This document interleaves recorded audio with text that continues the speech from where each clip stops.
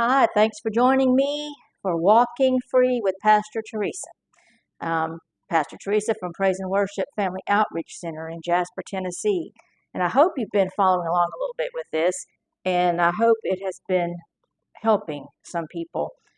Today, I'm just going to talk a little bit about soul prisons. I've written a book called Bring My Soul Out of Prison, and I'm going to give some of my personal testimony and let you know a little bit about what that's about too, and maybe be very relatable because many of us, like I said, all of our issues in our life, um, a lot of a lot of us think that the way we are is just the way we are. God made me this way, this is how I am, but that's not always true. That's not always a healthy place. And we can't make other people just accept it and, this is how I am. So, these things began to happen to us in the home as children. We pick up from families, from stuff that happens. And so, um, surrounding community, whatever. So I'm going to start with my mother.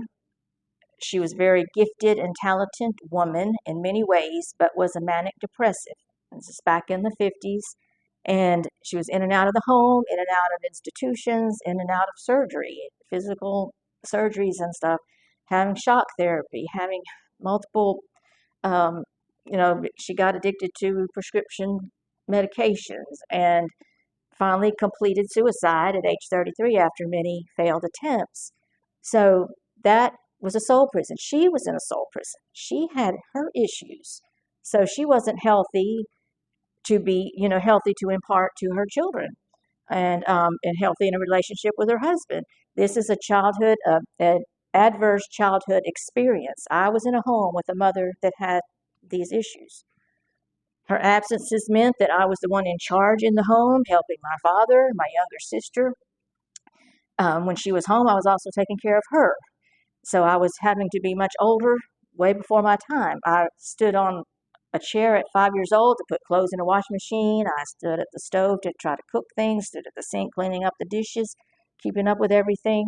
And so when she was gone, many times my sister and I would have to go on the jobs with my dad in the oil field. We'd sleep in a truck and I'd stay in a truck, sometimes 2 or 3 days at a time, or in a motel room by ourselves.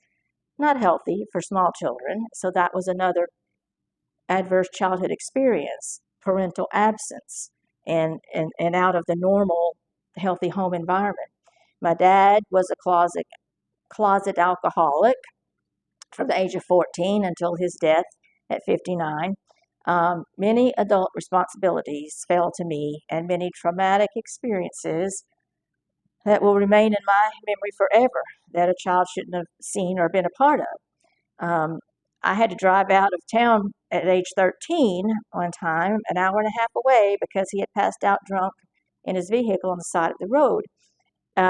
Very dangerous. This is alcoholism and all the effects of that it causes is another soul prison, another adverse childhood experience for the children in the home. So all this stuff is doing things. I became predisposed to alcoholism and other issues like both parents that were predisposed, but doesn't mean, you know, we're going to go that route.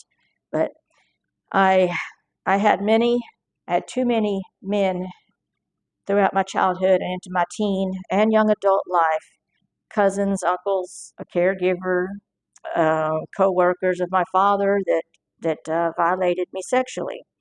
This began a soul prison in me, of putting me in a prison, thinking that sex was bad, sexuality was bad. I thought that I must be causing it.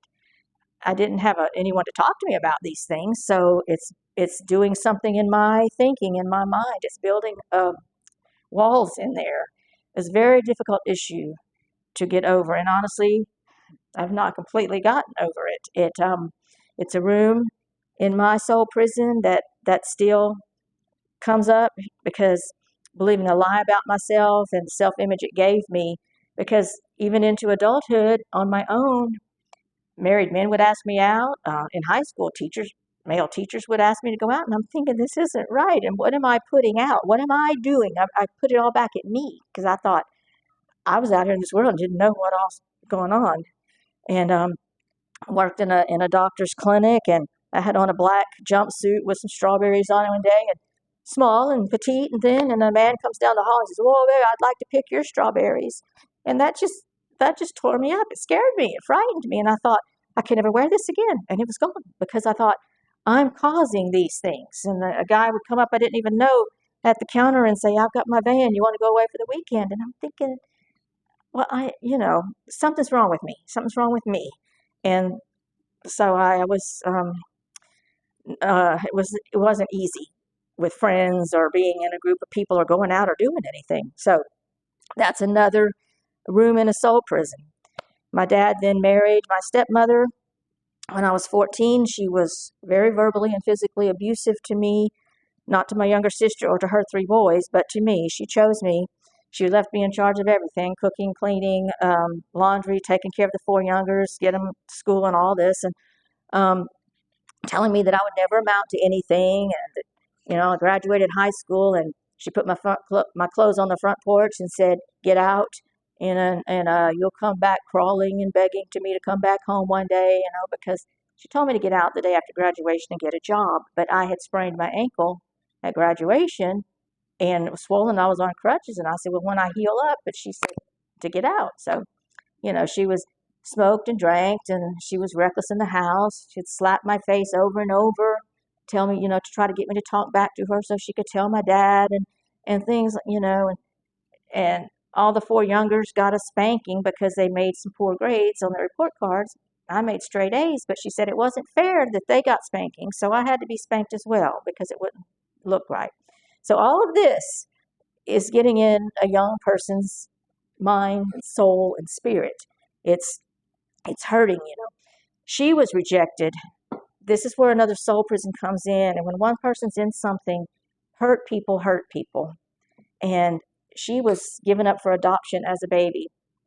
And she went into a home with an older couple. She left at 15 and married a man. 2 weeks later, he died in a car crash. She was on her own then. She married again, and that was a policeman, and they divorced, but she had two sons by him. She married again, and that one died.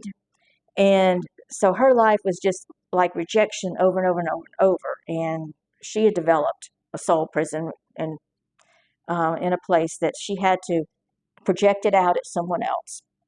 And so I want you to hear this, that our own families are not always healthy for us. I walked away from all of that when I got older. I mean, this is an area I find many, many times over in recovery. It's so hard when they say, "But they're my blood." Well, yes, they are, but they may not be healthy for us, and will put you back down and try to hold you back and say the things that make you doubt and believe a lie. We can't fix them or help them if we're not healthy. But we have a Father. We're of another bloodline now. We're children of the King of Kings. And so that's where we go, no matter what is being said about us. Don't let the condemnation from turning from family be the stumbling stone that keeps you back, keeps you in a pitfall. I mean, I didn't go the way of alcohol and drugs and the different things in my family. It actually repulsed me. Watching my dad go to work every day for 3 weeks and then come home.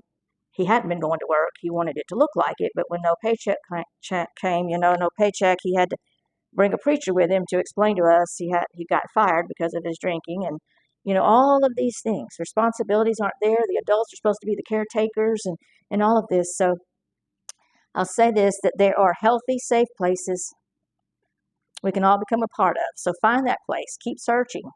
Keep searching. Keep asking until you find it. We're out here. We that have walked a path, we that are, coming together as a body to lean on one another, help one another, encourage one another. So find that place. Find a place where brothers and sisters are in the Father's house, and there's no condemnation, no judgment. You're loved every day unconditionally. So, see you next week.